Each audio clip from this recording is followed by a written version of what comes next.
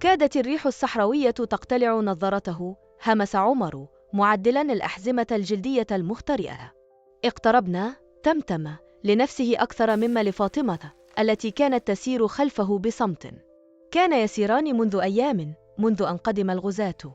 ماء، تأوهت فاطمة، صوتها يكاد لا يسمع فوق الريح. فحص عمر قربته، كادت تكون فارغة. قريبا حبيبتي، الواحة ليست بعيدة. لم يكن يصدق نفسه. لقد رأى الواحة على الخريطة التي أعطاه إياها والده قبل كل شيء. كان عليه أن يوصل فاطمة إلى مكان آمن. لقد أخذ الغزاة كل شيء، كل شخص.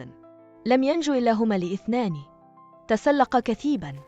في البعد لمعان. انظريه، أشار عمر، صوته متهدج بالأمل. حدقت فاطمة بعينين مرهقتين. هل هي حقيقية؟ مع اقترابهما تحول اللمعان إلى أشجار نخيل وبركة ماء. لكن كان هناك أيضا أشخاص مسلحون ومراقبون بالقرب من الواحة. غزاة.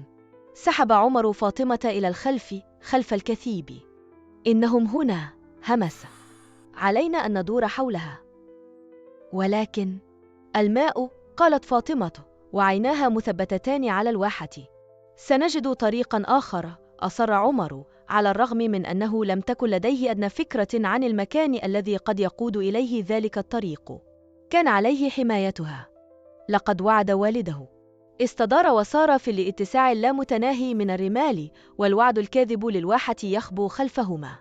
رحلتهما بعيدة عن الانتهاء. كيف سيتصرف عمر وفاطمة الآن؟